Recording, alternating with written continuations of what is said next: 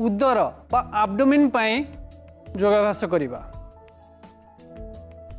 कथार अच्छी पेट पाई सबु नाट, किंतु ए पेटर आमे केते सुरक्षा नौ, पेट पाई आमे कौन करि पाउछे। केवल पेट को खाद्य देले हबनी, तापाई किछि ए पेटर आब्डोमेन बा उदर को केमती कार्यक्रम हबो, कार्यक्रम हो परिबो एवं केमती स्ट्रेंथन हबो, शक्तिशाली हबो, सेथिपाई आज आमे योगाभ्यास करिबा। मो सहित अछंती रोजालिन।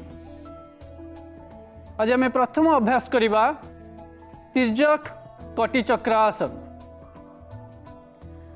प्रथमे दुई गोड़ मध्य शोल्डर वाइड रो दूरता रखिबा। दुई आंगुली के दुई हाथर आंगुली के छंदी दबा, हाथ मुंड ऊपर को उठाइबा, श्वास नवा, श्वास छाड़ी धीरे धीरे आगु को जिबा। शरीर उपरी भाग समांतराल भावे चट्टान सहित रहिबो। धीरे धीरे डाहाण पटकू शरीर को बुलाइबा, पुणी धीरे धीरे मझी के आसीबा, पुणी धीरे धीरे बाम पट को जीवा, पुणी धीरे धीरे मझी के आसीबा, हाथ ऊपर को उठाइबा, श्वास छाड़ी दुई हाथ तल को रखिबा।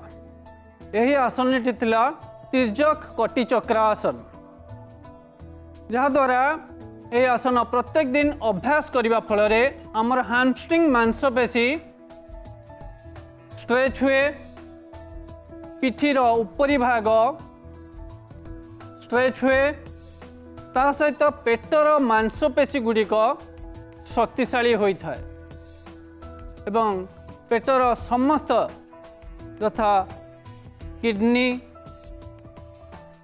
लिवर एवं अन्यान्य ग्लैंड गुड़िक मसाजिंग इफेक्ट पाई थांती, जहाँफल आमर पेटर सुरक्षा सहित पेटर अन्यान्य अंग गुड़िक सुरक्षा लाभ करि थांती। एबे आमे द्वितीय आसन करिबा समकोणा आसन। दुई गोड़ एकाठी रखिबा बा अल्प व्यवधान रखि पारंती।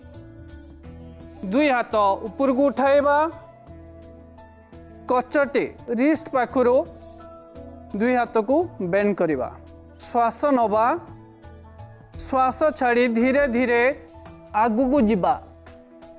अनुभव करिबा जे भले आपनकर दुई हाथ को सामना रो किए टाणुछि।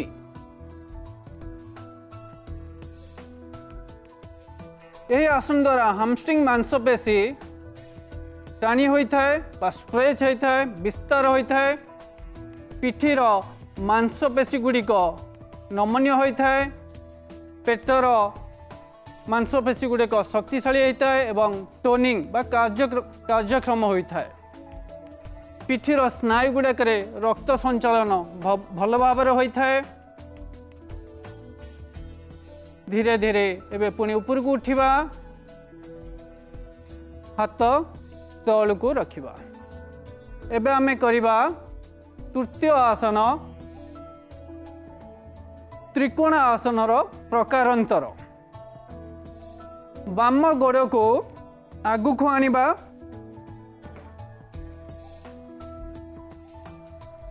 बाम आंठू को धीरे धीरे बेंड करिबा, जेभली आपनकर आंठू और हिप जॉइंट संपूर्ण रूपे समांतराल होई चट्टान सहित रहिबो एवं डाहाण हाथ बाम आंठू बाहर को नबा, जेभली डाहाण हाथ चट्टान रे लागी रहिबो एवं बाम हाथ ऊपर को उठाई बाम हाथ को देखिबा। एटी थिला त्रिकोण आसनर प्रकारांतर। यही आसन रे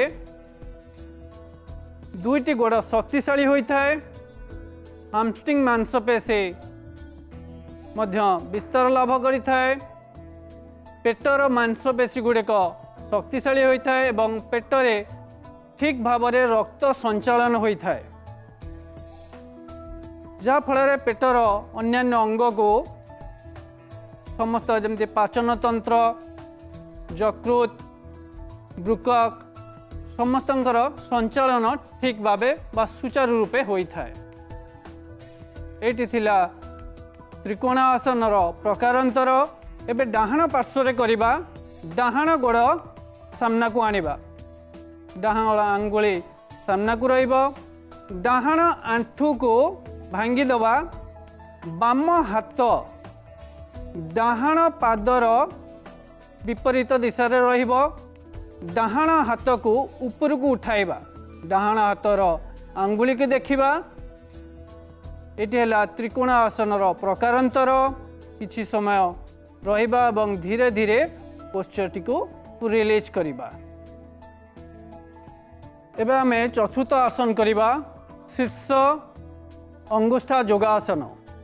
एति मध्य बहुत सुंदर स्ट्रेचिंग आसनटी जहाँ फल आमर उदरीय मांसपेशी गुड़िक भल भाव स्ट्रेच होता है। सो एबे बाम गोड़ को आगु को आनिबा दुई हाथ पछपटे रखिबा आंगुली गुड़िक छंदी दबा लंबा श्वास नबा श्वास छाड़ी बाम आंठू को भांगिबा धीरे धीरे आगु को जिबा मुंड जेभली भावे भूमि की स्पर्श करिबो श्वास नहीं धीरे धीरे ऊपर को उठिबा।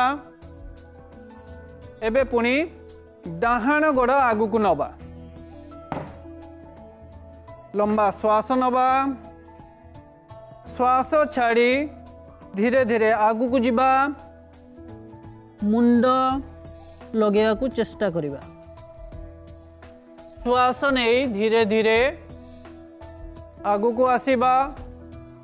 यही आसन द्वारा हामस्ट्रिंग मांसपेशी टाणी होता है पेटर मांसपेशी गुड़िक प्रसारित होता है एवं पेटर मध्य रक्त संचालन सुचारू रूपे होता है जहाँ फल आमर पेटर